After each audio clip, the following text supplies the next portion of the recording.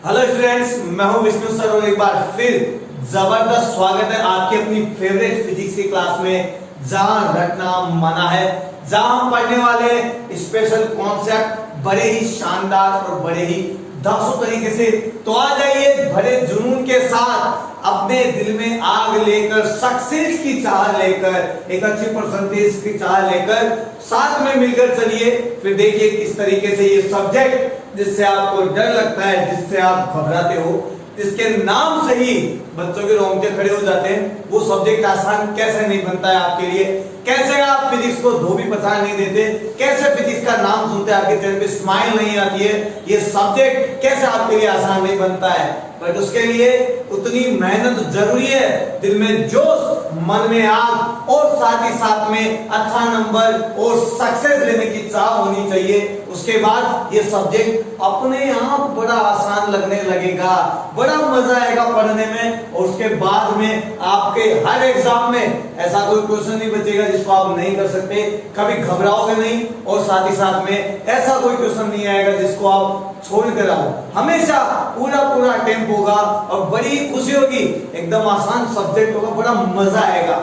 लेकिन उससे पहले आपके कॉन्सेप्ट क्लियर होने चाहिए, आपको जीरो से हीरो वाली नॉलेज होनी चाहिए, आपको बेसिक से हाई लेवल पता होना चाहिए। और वही सब हम इस क्लास में डिस्कस करते हैं। बट आपका फोकस पूरा होना चाहिए। मुझे अभी लग रहा है कि आपका फोकस पूरा नहीं है।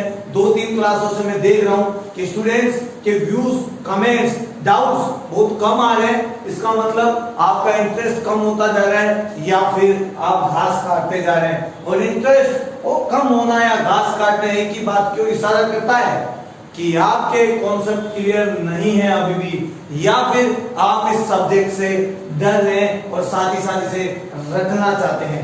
मैंने आपको हमेशा कहा है ये रटने वाला सब्जेक्ट नहीं है, बड़ा आसान सब्जेक्ट है, लेकिन उसके लिए आपके कॉन्सेप्ट क्लियर होने चाहिए। मेरे साथ साथ चलिए, उसके बाद देखो ये सब्जेक्ट कैसे आपके लिए आसान नहीं बनता है।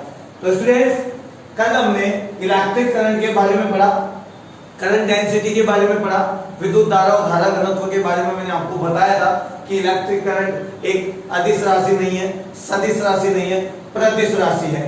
बट कई क्लास जो अपने लिए बुक्स होती है वहां पर प्रतिश राशि का जिक्र नहीं होता, तो हम इन्हें अदिश राशि में रखते हैं। ना ये स्केलर है ना ये वेक्टर है, ये टेंसर क्वांटिटी है। बट कई बुक्स में टेंसर क्वांटिटी का जिक्र नहीं होता, इसलिए हम इसे स्केलर क्वांटिटी मानते हैं। और भी बहुत कुछ हुआ था कल की क्लास में, सिमिलरली आज की क्लास में बहुत कुछ होने वाला है, बड़ा धमाकेदार क्लास होने वाली है। लेकिन तैयार हो जाओ उस धमाके के लिए, क्योंकि वो कॉन्सेप्ट इतना तगड़ा है, यदि वो आ गया तो समझ लीजिए आपको करंट के पीछे के पूरा राज का पता लग गया। ठीक है, तो आइए बात करते हैं सबसे पहले फ्री इलेक्ट्रॉन्स की।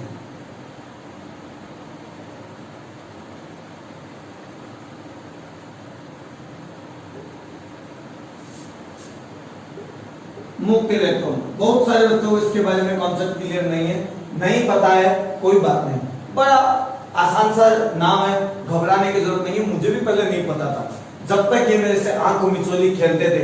फिर एक दिन मैंने आंख मिचोली खेलना बंद किया, सीधा शूट एंड साइड का ऑर्डर लिया और साथ में के कॉन्सेप्ट क्लियर किए।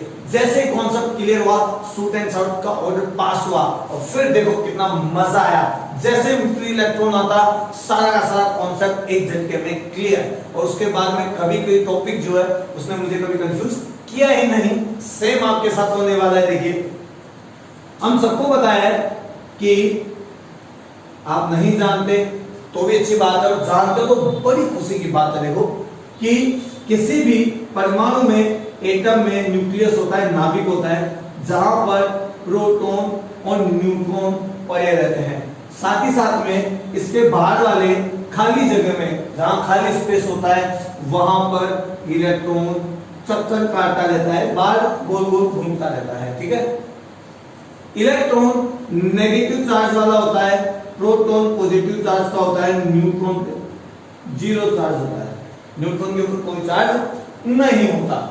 ये जो इलेक्ट्रॉन है ये इस न्यूक्लियस से बंधा होता है, न्यूक्लियर फोर्स से, नाभिकीय बल से। ये जो इलेक्ट्रॉन है ये इस नाभिक से, इस न्यूक्लियस से हमेशा एक बहुत मजबूत न्यूक्लियर फोर्स, बड़ा स्ट्रॉन्ग न्यूक्लियर फोर्स, बड़ा मजबूत नाभिकीय बल से बंधा होता है। नाभिकीय बल इस दुनिया का सबसे स्ट्रॉन्गेस्ट फोर्स है, ध्यान रखना।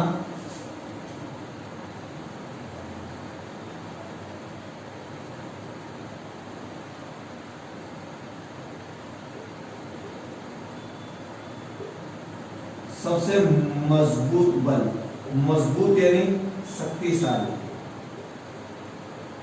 है ना। सबसे शक्तिशाली फोर्स न्यूक्लियर फोर्स है।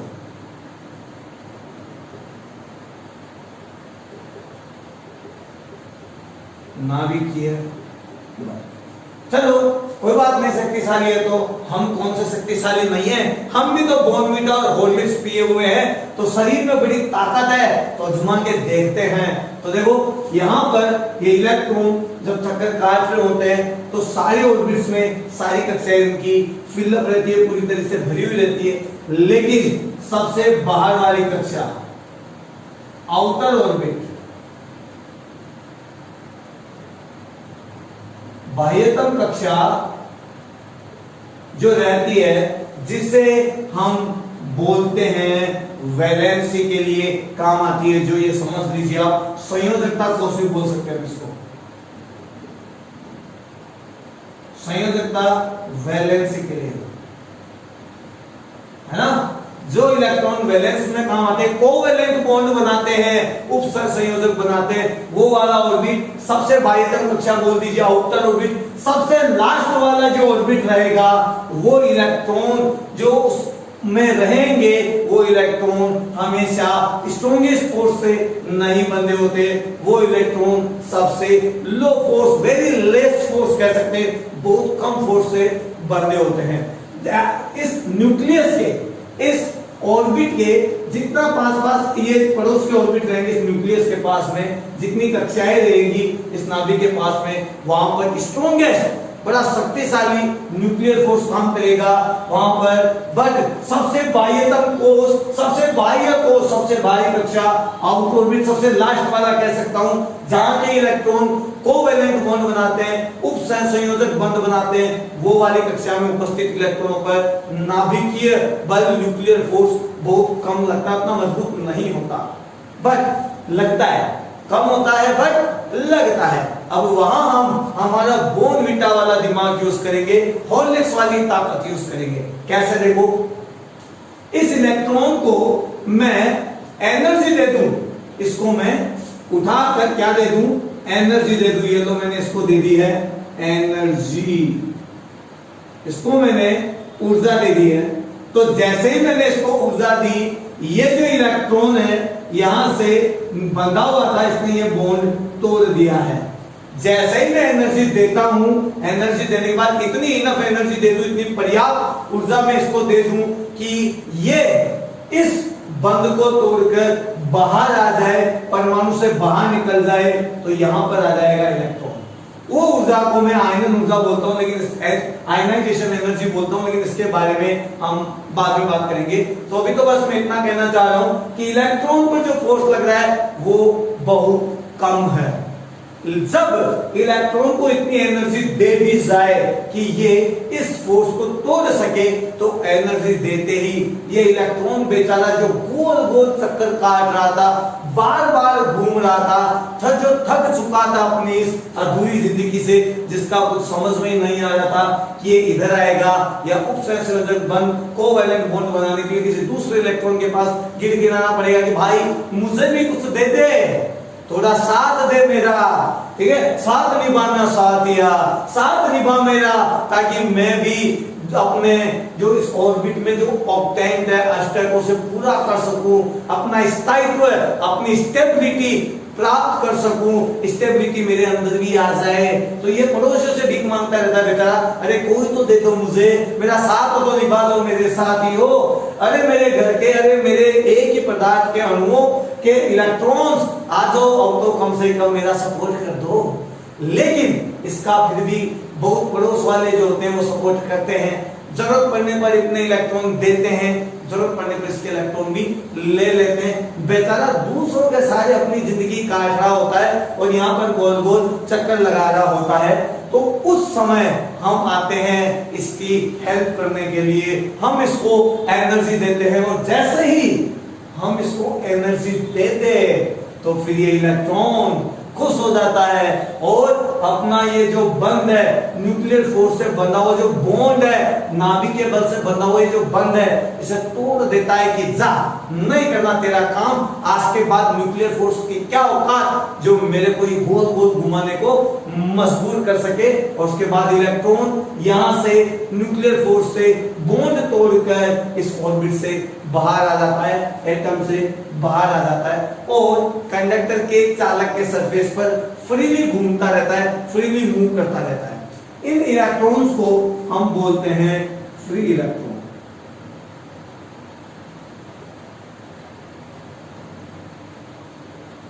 मुक्त इलेक्ट्रॉन, ये इलेक्ट्रॉन्स जो बाहर निकल कर आ गए ऑर्बिट से, अब इनके ऊपर किसी भी परमाणु का कोई अधिकार नहीं रहा है, किसी भी एटम का न्यूक्लियर फोर्स इन पर काम नहीं करेगा, किसी भी एटम का इन पर कोई अधिकार नहीं है, ये वापस नहीं जाएंगे। और इनकी हेल्प किसने की? हमने इन्हें एनर्जी देकर, ठीक है। इस बेचारे को मैंने यहां से निकाल कर यहां ले आया हूं मैं एनर्जी देते हुए। तो ये जो इलेक्ट्रॉन चक्कर काट रहे होते हैं इन्हें बोलते हैं बॉन्ड इलेक्ट्रॉन, जो चक्कर काट रहे होते हैं उन्हें बोलते हैं बॉन्ड इलेक्ट्रॉन, बद्ध इलेक्ट्रॉन। और जो फ्रीली मूव करते हैं, अब यहां से एटम से बाहर आ चुके हैं, अब इनके ऊपर किसी का जोर जबरदस्ती नहीं है, ये चक्कर काटना बंद कर चुके हैं, इन्हें बोलते हैं हम फ्री इलेक्ट्रॉन। हमारे करंट को फ्लो करने का सबसे बड़ा जरिया, हमारे करंट को एक जगह से दूसरे जगह पर ले जाने वाला यही फ्री इलेक्ट्रॉन है। बट इसको पहले मनाना पड़ता है, इसको पहले समझाना पड़ता है, सिखाना पड़ता है, नहीं तो ये इलेक्ट्रॉन, खूब सारे इलेक्ट्रॉन होंगे, एक एटम से एक निकलता है, खूब सारे एटम होते हैं, खूब सारे इलेक्ट्रॉन बाहर निकलते हैं, तो ये क्या है, यहां से निकले कर आए हैं, बेचारे आजादी की सांस ले रहे हैं यहां पर, और यहां से जहां ये दबे हुए थे, अपनी आवाज नहीं उठा पा रहे थे, बस एक दूसरे के सहयोग से जिंदगी काट रहे थे, जैसे ही इनको एनर्जी देते ये सब बाहर निकल के आ जाते हैं। और ये जो बाहर आके आजाद हो जाते हैं, जो इनको पर लग जाते हैं, इस आजादी की हवा में इनका सेल्फ कॉन्फिडेंस कुछ ज्यादा हो जाता है, ये ओवर कॉन्फिडेंट हो जाते हैं। तो ये क्या करते हैं, अब ये इतनी देर तो बेचारे अंदर ही अंदर घूम रहे थे ना, दम घुट रहा था इनका, जैसे ही बाहर आए तो इसके बाद इन्हें आजादी मिली और इस आजादी का मजा लेने लगे, आजादी लूटने लगे। और जब फ्री की आजादी किसी को मिलती है तो लोग उसकी इज्जत करना भूल जाते हैं। तो ये क्या करता है, इधर उधर भागना चालू कर देता है, जिधर मन होता है उधर भागता है, जिधर मन होता है जिधर जाता है, ठीक है। आगे मेरी बात समझ में, तो जब कंडक्टर की बात आए, अब यहां तो मैं समझा चुका हूं फ्री इलेक्ट्रॉन के बारे में, इसकी कहानी आगे की बात करते हैं, तो मैं यहां से रफ कर देता हूं, ठीक है। समझते रहना, समझने की बात है, कोई भी नोट नहीं लिखना है, अभी नोट लिखने की बात आएगी मैं खुद समझा दूंगा आपको, ठीक है। ये कॉन्सेप्ट क्लियर करो, उसके बाद देखो क्या जलवा आता है फ्री इलेक्ट्रॉन्स का, क्या ऐसे इनका जादू समझ में आता है, इनको कंट्रोल करना कैसे सीखते हैं हम, ठीक है। देखो तो ये कंडक्टर है, मान लो ये मैंने, ये कंडक्टर है, ये एक चालक है, ठीक है। तो फ्री इलेक्ट्रॉन बहुत सारे हो गए यहां पर, ये लो इतने सारे फ्री इलेक्ट्रॉन हैं, इन्हें फ्री की आजादी मिली हुई है। यहां से यहां तक मैं लेंथ ले लेता हूं L, जो मैंने दिए हैं। थोड़े दिन तो उस आजादी की कदर रहेगी, फिर उस आजादी को ये भूल जाएंगे, आज के मानव की तरह हो जाएंगे, चारों तरफ बस विनाशकारी कदम उठाएंगे। तो ये भी कुछ ऐसा ही करते हैं, ठीक है, भागते रहते हैं इधर उधर ओवर कॉन्फिडेंट में, क्योंकि इनके पास अभी बहुत ज्यादा एनर्जी आ चुकी है, ठीक है।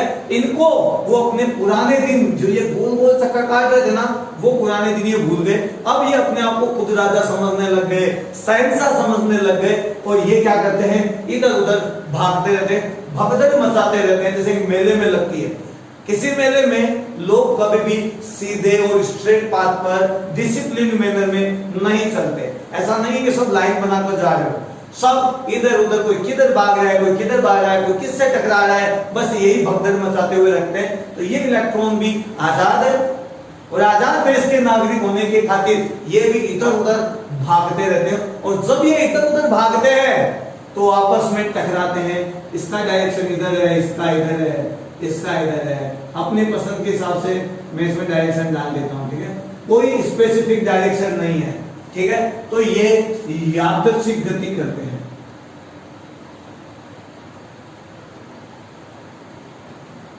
यादृच्छिक गति, रैंडम मोशन। जब ये यादृच्छिक गति करते हैं, इधर उधर टकराते रहते हैं, टकराते हैं, फिर उठते हैं, फिर भागते हैं, फिर टकराते हैं, फिर गिरते हैं, फिर उठते हैं, फिर भागते हैं, फिर उसके बाद टकराते हैं। मतलब बार बार इन्हीं के बीच में टक्कर होती रहती है। और टक्कर होने की वजह से इन सभी इलेक्ट्रॉनों का कुल वेग, इन सभी इलेक्ट्रॉनों की टोटल वेलोसिटी हमेशा 0 हो जाती है, ठीक है। तो टोटल वेलोसिटी इक्वल टू 0, ये हमारा इनिशियल वेलोसिटी है। इनिशियल वेलोसिटी, प्रारंभिक वेग मैं मान के चलूं तो कितना है, 0, क्योंकि जब मैं इस पर कुछ फोर्स लगाऊंगा, क्योंकि अब ये तो जो है मतलब हाथ से निकल गए, ये तो किसी की बात ही नहीं सुन रहे, तो मुझे फिर वापस इन्हें समझाना पड़ेगा, इनकी आजादी की कीमत इन्हें बतानी पड़ेगी कि कितने त्याग बलिदान के बाद, कितनी बार न्यूक्लियर फोर्स से टकराने के बाद में इनको ये आजादी मिली है। और उस आजादी का फायदा ये तो ऐसे उठा रहे हैं। तो मैं इस पर बैटरी लगा दूंगा, इलेक्ट्रिक फील्ड अप्लाई करूंगा। तो मैंने लगा दिया है इलेक्ट्रिक फील्ड। जैसे ही यहां पर इलेक्ट्रिक फील्ड लगाया जाएगा, जैसे ही यहां पर बैटरी लगाई जाएगी, ये सभी इलेक्ट्रॉन अब पर फोर्स लगेगा।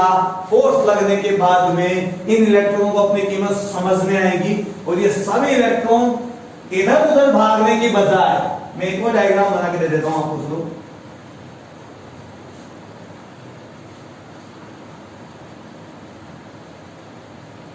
प्लस और माइनस, मैंने जैसे बैटरी लगाई, इलेक्ट्रिक फील्ड लगाया, ये सभी इलेक्ट्रॉन इधर उधर भागने की बजाय एक ही डायरेक्शन में चलना प्रारंभ कर देंगे।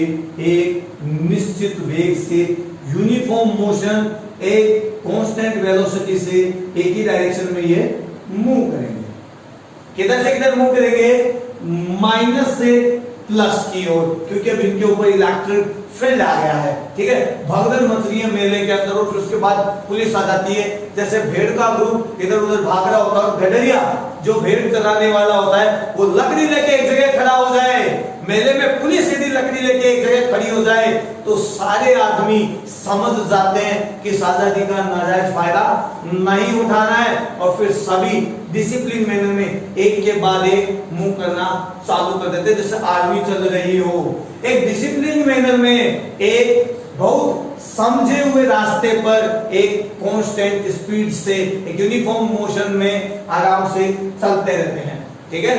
आई मेरी बात समझ में? तो जब ये गति करते हैं तो एक निश्चित वेग से गति करते हैं तो कभी भी ये टकराते नहीं है मेरे हिसाब से। तो देखा जाए, क्योंकि ये इलेक्ट्रॉन यहां से यहां आएगा, सबका वेग निश्चित है, जितनी स्पीड इसकी उतनी स्पीड इसकी है, तो ये सेम स्पीड से भी आगे बढ़ेंगे तो ये टकराएंगे नहीं। लेकिन अभी कॉन्सेप्ट में इसके बारे में बाद में बात करेंगे। तो जैसे ही हम इसके ऊपर इलेक्ट्रिक फील्ड लगाते हैं, विद्युत क्षेत्र लगाते हैं, तो इन पर फोर्स लगता है और ये एक निश्चित वेग से माइनस से प्लस की ओर मोशन करते हैं, गति करते हैं। तो मैं यहां पर लिख देता हूं,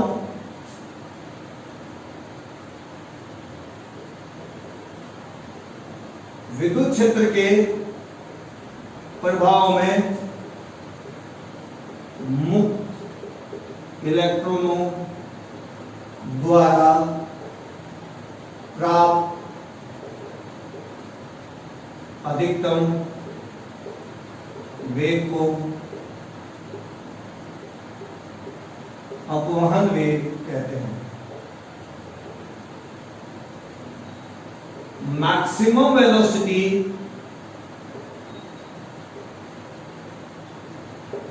obtained by electron under electric field is known as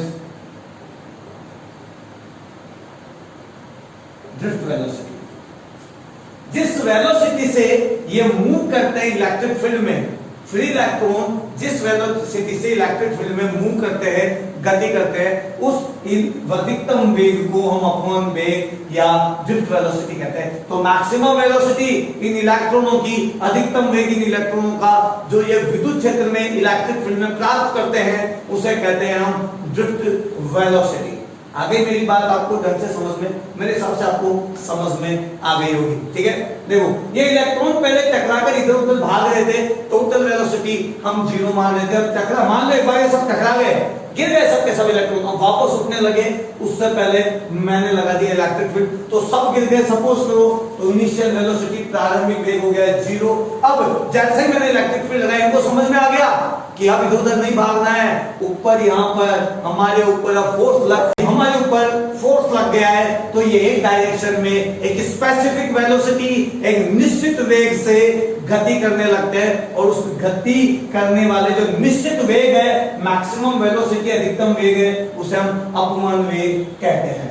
आगे मेरी बात समझ में, तो यहां पर देखो ये गति करे क्योंकि इन पर फोर्स लगा, और फोर्स जो लगा वो लगा विद्युत वाला फोर्स, इलेक्ट्रिक फील्ड की वजह से फोर्स, विद्युत क्षेत्र की वजह से बल। तो F इक्वल्स टू क्या होता है, QE होता है। लेकिन जब ये मोशन करने लगे, 0 वेलोसिटी से इनके पास अधिकतम वेग आ गया, ड्रिफ्ट वेलोसिटी आ गई, तो फोर्स इक्वल्स टू होता है ma। ठीक है, तो दोनों इक्वेशन को मैं इक्वल रखूं तो ma इक्वल्स टू होगा QE। Q यहां पर इलेक्ट्रॉनों के लिए लूं तो प्लस माइनस Ne। एक इलेक्ट्रॉन की बात करूं तो Q equals two electron minus का होता है तो माइनस E, तो यहां पर हो जाएगा ma equals to minus E की बात करें तो E कैपिटल E। ठीक है, यहां से मैं एक्सीलरेशन का फॉर्मूला निकालूंगा, त्वरण का फॉर्मूला निकालूंगा, अतः सो A इक्वल्स टू, अतः A equals to minus E upon E upon m। ये यहां से एक्सीलरेशन का फॉर्मूला आ गया है। फोर्स लगने से इनमें कितना त्वरण उत्पन्न हुआ है। त्वरण, एक्सीलरेशन तब पैदा होता है जब वेलोसिटी में चेंज होता है, वेग में परिवर्तन होता है, और यहां पर वेग में परिवर्तन हुआ है। 0 वेग से, 0 वेलोसिटी से ये अधिकतम वेलोसिटी, मैक्सिमम वेलोसिटी Vd यानी ड्रिफ्ट वेलोसिटी से मूव करने लगे। पहले वेक्टर की कोई स्पीड नहीं थी, अब इसके बाद ये स्पेसिफिक वेलोसिटी, मैक्सिमम वेलोसिटी, अधिकतम वेग से गति कर रहे हैं, जिसे हम बोलते हैं Vd यानी ड्रिफ्ट वेलोसिटी अपॉन वेग। तो इनका वेग बदल गया है, 0 से मैक्सिमम, अधिकतम वेग आ गया है, मैक्सिमम वेलोसिटी आ गई है, तो इनमें एक्सीलरेशन हुआ है क्योंकि इनमें फोर्स लगा है, और वहां से मैंने एक्सीलरेशन, त्वरण की वैल्यू निकाल ली है। आगे मेरी बात समझ में, आपको इतना समझ में आया होगा मेरे हिसाब से। ठीक है, इसलिए मैंने इस कॉन्सेप्ट को बड़े ध्यान से समझाया, ये नोट कर लीजिएगा। अभी मैं इसके आगे भी पढ़ा रहा हूं, देखिए ध्यान से रख कर रहा हूं मैं, है ना।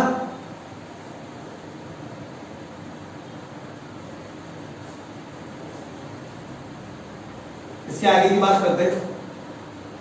अब दिक्कत यह है कि पहले वेलोसिटी कुछ भी थी, ठीक है, यादृच्छिक गति कर रहे थे, उसमें प्रभाव में थर्मल एनर्जी की वजह से, क्योंकि इनके पास एनर्जी ज्यादा थी, उस एनर्जी की वजह से ये इधर उधर भाग रहे थे, तो मैंने इनकी वेलोसिटी मान ली थी 0, और अब इनके पास वेलोसिटी आ गई है Vd। तो यहां पर ये जो Vd है, ये इसकी प्रॉपर वेलोसिटी नहीं बोली जाती, ये एवरेज वेलोसिटी बोली जाती है, औसत वेग बोला जाता है, पहले कुछ बाद में कुछ, तो टोटल मिला के वेलोसिटी बोली जाएगी ये। तो यहां पर आएगा औसत वेग, अतः एवरेज वेलोसिटी, औसत वेग। कई बुक्स में आपको ये मिलेगा, लेकिन बात यहां पर चल रही है अतः अपवहन वेग।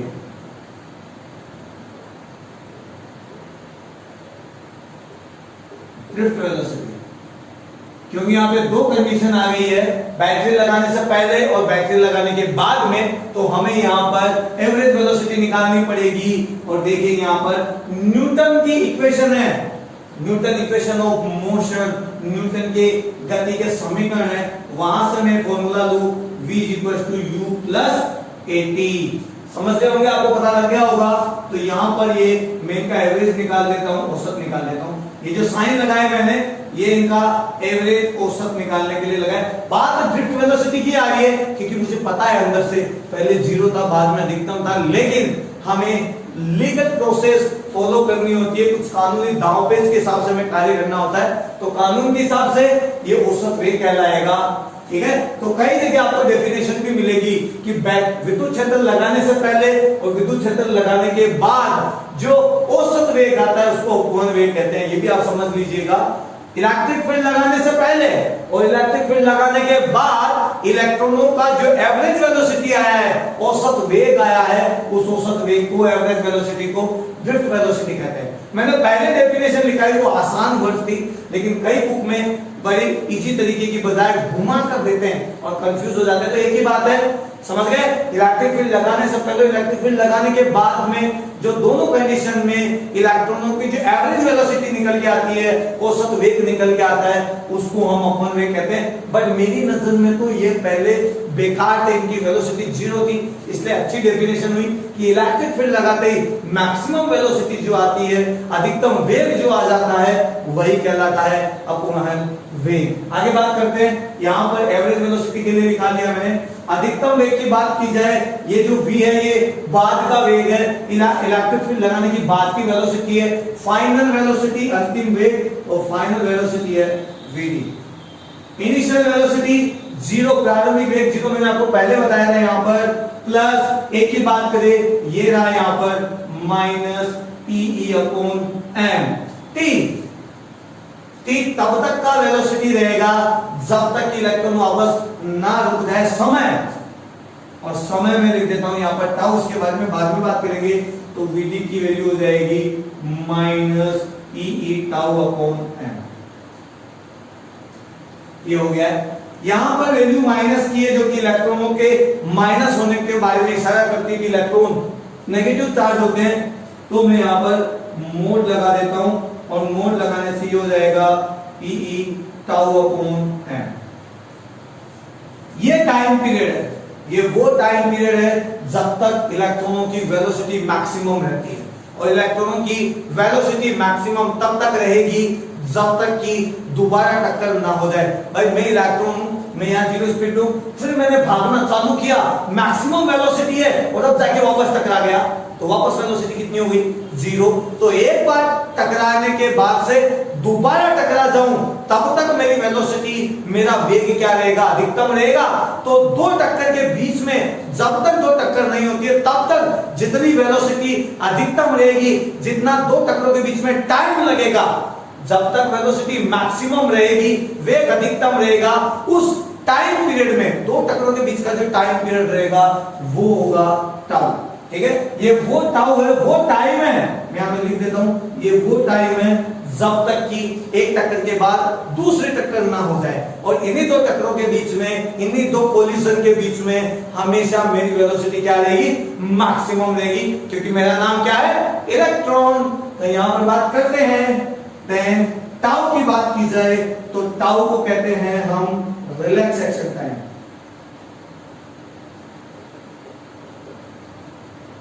विश्रांति काल, बहुत जरूरत पड़ने वाली है इसके बारे में, विश्रांति काल। ठीक है, मैं यहां से रफ कर देता हूं ताकि आसानी से आपको समझ में आ गए। मेरे हिसाब से आपको समझ में आ गया हो तो डायग्राम जरूर नोट करिएगा। ठीक है, इससे बेस्ट आपको कभी कुछ नहीं मिलने वाला। राइटिंग में मत जाएगा, क्वालिटी और कंटेंट आपको बेस्ट मिलने वाली होती है। सच में आपको पसंद में आती है क्लास, एंजॉय करते हो, मजा आता है फिजिक्स के साथ खेलने में, जोश जुनून के साथ मजा आता है आपको, तो सब्सक्राइब कर देना। साथ ही साथ अपने फ्रेंड्स, जो भी फैमिली मेंबर जो भी है, उन्हें भी आप जोड़ देना। ठीक है, शेयर कर देना, एक लाइक तो बनता है मेरे दोस्त। ठीक है, तो tau is equal to relaxation time है, और इसकी डेफिनेशन होगी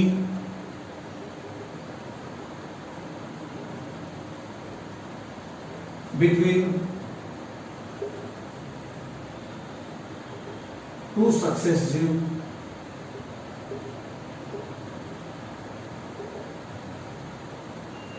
collision of the electrons. Time period between two successive collision of the इलेक्ट्रॉनों की दो क्रमागत टकरों के मध्य लगा समय। इलेक्ट्रॉन एक बार टकरा चुके हैं, उसके बाद जैसे इलेक्ट्रिक फील्ड लगाया, आपने विद्युत क्षेत्र लगाया, उसके बाद इलेक्ट्रॉन चालू हो गए, तो उनके बाद इसमें जो ड्रिफ्ट वेलोसिटी आ गई उनके पास। अब दोबारा जब टक्कर होगी कभी फ्यूचर में, तब तक उनकी वेलोसिटी मैक्सिमम रहेगी, ड्रिफ्ट वेलोसिटी से वो मूव करेंगे। और मान लो कभी टक्कर हो गई तो वापस वेलोसिटी हो जाएगी 0।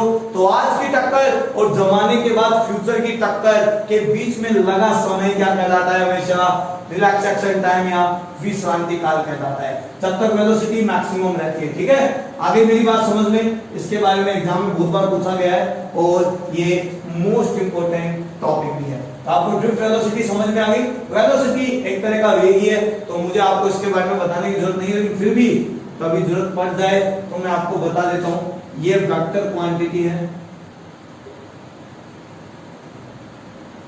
नहीं पता हो तो सदिश राशि।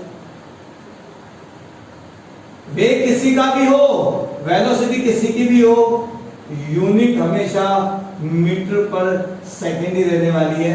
ठीक है, मात्रक हमेशा मीटर पर सेकेंड ही रहेगा। अब मेरे हिसाब से आप बीमारी निकाल लेंगे, डायमेंशन आप निकाल सकते हैं, तो कोई दिक्कत नहीं आएगी। डायरेक्शन आपको पता ही है, नेगेटिव टू पॉजिटिव। इलेक्ट्रॉन कहां आते हैं? नेगेटिव से पॉजिटिव आते हैं। आगे मेरी बात समझ में, तो ये ड्रिफ्ट वेलोसिटी का फॉर्मूला आ गया है, आगे इसकी बड़ी जरूरत पड़ने वाली है, तो ध्यान रखना।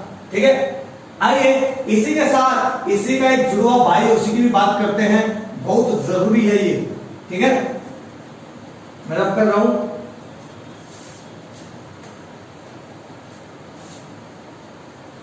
और जुड़वा भाई जो है उसी की बात चल रही है, तो आइए आगे देखते हैं। मोबिलिटी, एग्जाम में पूछा जाने वाला, मैक्सिमम आने वाला इंपॉर्टेंट टॉपिक, गतिशीलता। ये लीजिए मोबिलिटी, तो यहां पे मैं डेफिनेशन लिख देता हूं। It is a ratio of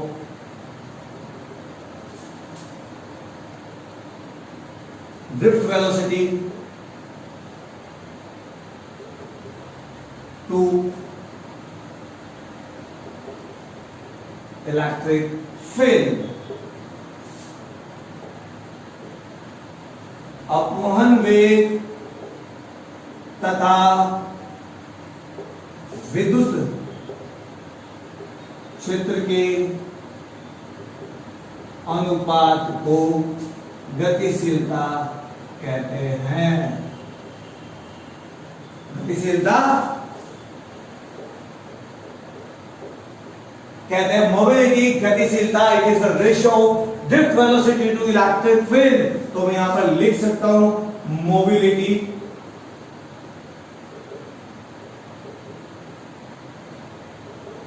गतिशीलता जो रेशियो होती है किसका? ड्रिफ्ट वेलोसिटी यानी अपवहन वेग डिवाइड बाय इलेक्ट्रिक फील्ड यानी विद्युत क्षेत्र। तो मोबिलिटी को शो करते हैं म्यू से, ड्रिफ्ट वेलोसिटी को लिखते हैं वीडी से, और यहां पर नोट लगा दिया हमने, इलेक्ट्रिक फील्ड को लिखते हैं ई से। तो यहां पर देखिए वीडी का फॉर्मूला अभी हमने निकाला था, ई टाउ अपॉन एम, और यहां पर डिवाइड में फिर ई है, तो ई से मैं ई को कैंसिल कर देता हूं, then mu is equal to E tau upon M. ये गतिशीलता आ गई है। ठीक है, याद रहेगा आपको, मेरे हिसाब से कभी कोई दिक्कत नहीं आनी चाहिए। ठीक है, गतिशीलता आ गई है, लेकिन इससे रिलेटेड जो सबसे इंपॉर्टेंट क्वेश्चन है इसकी यूनिट, और इसकी यूनिट होती है मीटर स्क्वायर पर वोल्ट सेकेंड। मीटर स्क्वायर पर वोल्ट सेकेंड, ध्यान रखिएगा, बड़ा ही जरूरी है यहाँ पर, ठीक है। बहुत सारे स्टूडेंट्स को उसकी यूनिट याद नहीं रहती, तो मीटर स्क्वायर पर वोल्ट सेकंड, और यहां से मैं निकालता हूं डायमेंशन वी माइल। तो मुझे डायमेंशन निकालना के लिए जरूरी है इसको थोड़े और इजी में लिखना। तो मीटर स्क्वायर को मीटर लिख सकते हैं, वोल्ट वोल्टेज जो है वो होता है जूल पर कूलम, तो जूल पर कूलम यहां पर आएगा सेकंड। ये जो कूलम है इसको मैं लिख सकता हूं एम्पियर और सेकंड, तो सेकंड से सेकंड कैंसिल हो जाएगा, ए ऊपर चला जाएगा, तो इसकी एक यूनिट और हो जाएगी metre N square ampere per joule. Joule को लिखा जा सकता है मीटर स्क्वायर पर एम्पियर, जूल को लिखा जाएगा न्यूटन मीटर। तो मीटर स्क्वायर पर वोल्ट सेकंड से इस तरह इतनी डायमेंशन निकल के आती है। तो यहां से देखो डायमेंशन लिखनी है मीटर स्क्वायर की, तो L2 होगी, A यानी एम्पियर यानी A1 होगा, न्यूटन की जो डायमेंशन होती है वीमा होती है M1 L1 T-2 होती है, और 1 मीटर अभी भी यहाँ पर है, तो ये हो गया L1। अब इसकी जो डायमेंशन आएगी वीमा आएगी वो देखो, M सबसे पहले ऊपर जाएगा तो M1, यहां से L1 और L1 कैंसिल हो जाएंगे, L2 से कैंसिल हो गए, तो L बचा ही नहीं अब यहाँ पर, तो L0, यहाँ पर T-2 बचा है, ऊपर जाएगा तो T+2, अब यहाँ पर +2 लगाओ या प्लस मत लगाओ, यहाँ पर बच गया एम्पियर, तो यहाँ पे आ गया A1। तो अब इसकी विमाएं हो गई है M1 N0 T2 A1, ठीक है। ये इसकी डायमेंशन है, विमाएं बड़ी जरूरी है, बड़ी खतरनाक सी है, इसीलिए एग्जाम में इसको ज्यादातर पूछा जाता है, एग्जाम में अधिकतर वाले क्वेश्चंस आता है, ठीक है। तो स्टूडेंट्स आज की क्लास, आज का कॉन्सेप्ट यहीं तक रहेगा। नेक्स्ट इसी अपमान वेग की कहानी को आगे लेके चलेंगे, इसी के कॉन्सेप्ट को पढ़ेंगे, इसी के राज की बातें करेंगे। तो नेक्स्ट क्लास मिस मत करिएगा, बहुत इंपॉर्टेंट टॉपिक होने वाला है कि इस राज का करंट के साथ क्या ताल्लुक है, क्या रिलेशन है, ऐसी कौन सी कहानी है जो इलेक्ट्रिक करंट और जेट वेलोसिटी के बीच में कड़ी का काम करती है। तो कल इसी बात पे चर्चा करेंगे, तो मिलते हैं नेक्स्ट क्लास में, जब तक के लिए जय हिंद जय भारत।